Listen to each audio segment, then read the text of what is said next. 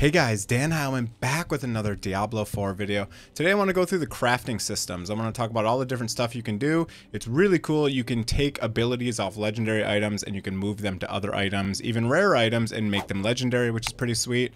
All you need to do is go to the town right here. This is the main town, however you pronounce that, Vashad, I guess. There's a bunch of stuff to do here. This is the main city for Act 1. So you go to this occultist gentleman right here, and you can do a bunch of different things. So you can enchant items, that you can add stats or stuff to them right here. Boom, I can add plus 12 stats. I need some materials I don't quite have yet, so I can't show you that. But there's a bunch of stuff in here. You can craft sigils that basically also are used to change a dungeon, which is kind of cool. It transfers it to a nightmare dungeon and you can get more loot from it, so that's kind of a cool little thing. I think you have to be above level 50 for that, or maybe even level 60, so we can't do that yet. Max level right now in this open beta is only level 25. So all right, let's talk about extracting. It's called an aspect in this game. This is kind of something they had in Diablo Immortal that they've brought over here, which is kind of a nice feature. They changed it a little bit. Before you could do it for free in Diablo Immortal, you could swap back and forth very easily. This does cost some gold, but basically all you have to do is you just put a legendary item in here. It gets rid of it, and then you go over here, you put the new item you want to craft, and you put the aspect in there, and you basically do it. Now let me show you some footage for me actually doing it. All right, extracting is simple. Just drop the item in and hit the button and it pulls something into your inventory that you can put on your item. Bit left there. And then if you want to put it, all you do is you go to the aspect there, you drag it into the aspect tab, whichever one you want to use. I'm going to use this one. Just note that weapons, gloves, and amulets and rings are all linked, and then the rest are for armor. So drop that in there, grab the item you want to put it onto. I'm going to use this ring here, which has some different stats. Let me just make sure that this is the one I want to use.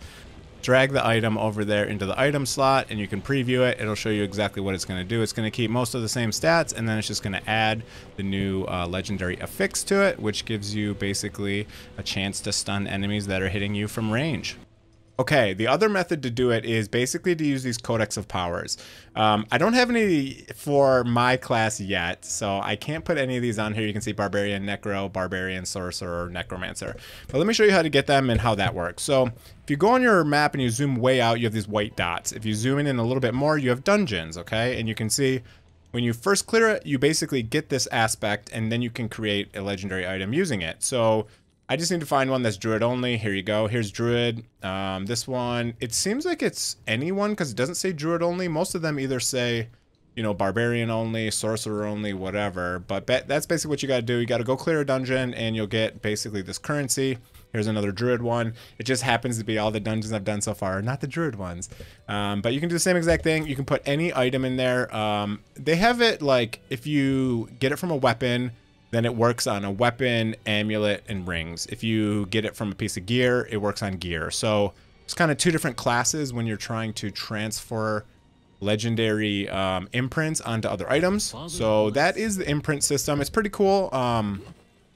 It means you can get like a really nice rolled rare item, and then you can add basically an imprint to it to add that ability, which is really cool. And I'm assuming you can do it more than one time. I'm assuming I made this one from a rare item.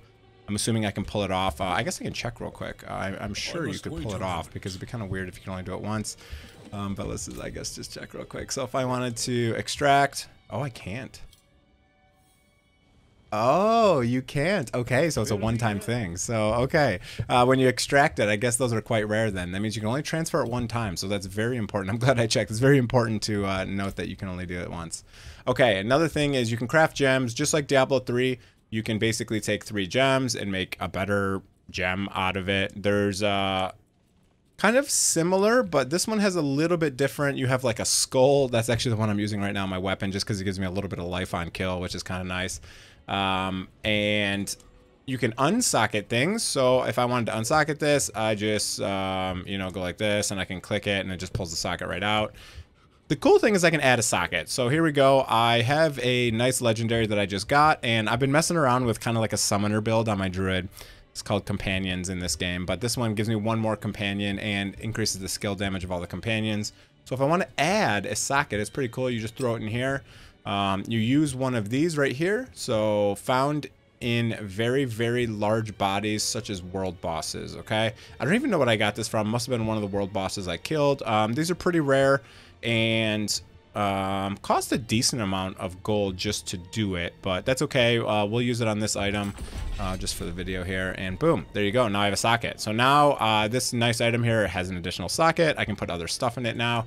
I can even upgrade jewelry. So say I want to upgrade this item now. I just use some of these iron chunks. You find these out in the world. You can get like herbs for crafting potions. You can get chunks for upgrading items. So here you go. You can see what it's going to do. It's going to give me more resistance, going to give me more crit damage, it's going to give me more lucky hit chance, maximum life, etc.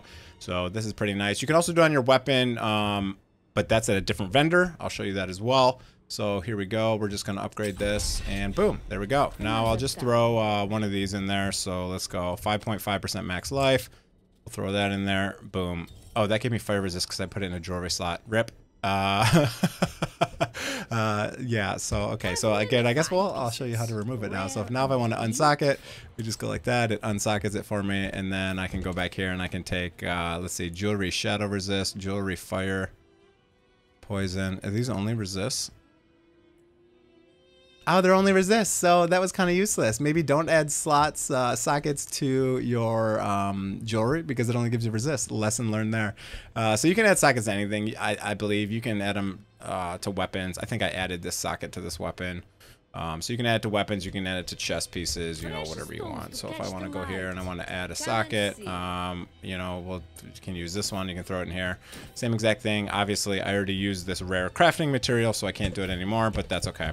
All right, I'm just kind of showing you how to do everything here. Okay, so now let's go to the Blacksmith, and I'll show you how to do kind of some similar things there. It's very similar. They have some really cool systems in this game. I like just a simple one is you can mark things for being trash items. So you just hit the space bar when you're highlighting over a weapon, and then when you come here to hit F, you can just hit all junk, and it'll automatically get rid of everything that you basically marked there. So it's kind of cool. You can repair, and now here you go, you can upgrade. So if I want to upgrade my weapon, I throw it in here. You can see it takes materials. I don't have enough gold to do it, but I'll just show you how it works. Gold seems to be actually quite hard to get in this game, at least right now. So I mean, obviously when you get higher level, you're going to get a lot more gold, and we're kind of low level, so it's kind of weird to be crafting so much when I'm level 21 out of 25, right? But once you're level 60, I'm sure you're going to be able to get some more gold, especially once you get to the higher difficulties, because they drop a lot more gold than this difficulty does.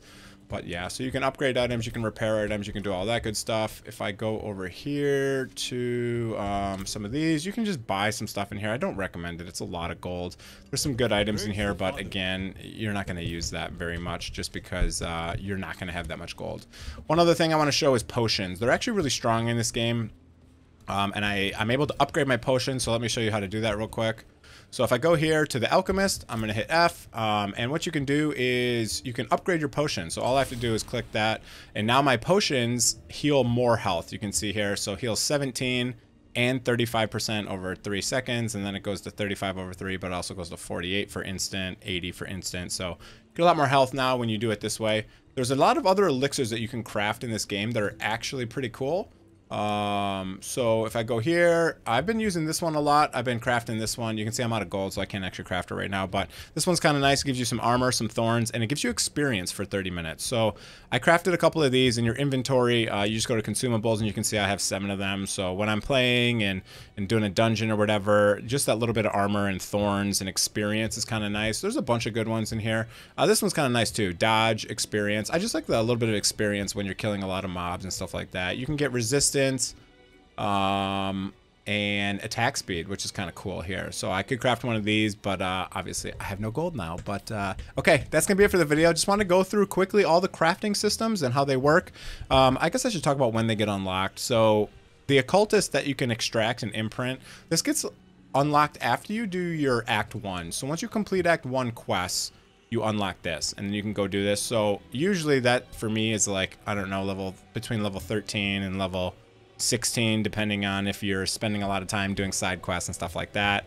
The jewels, to be able to upgrade them, I don't know exactly when this unlocks. It looked like it was level 1 because I had a quest over here for priority that said level 1, so I think you get that pretty quickly once you get to the main town. You also have a shared stash between your accounts. You have a wardrobe where you can put different sets and stuff. So a lot of cool features in the game. They took some of them from Diablo Immortal. They took some of them from Diablo 3.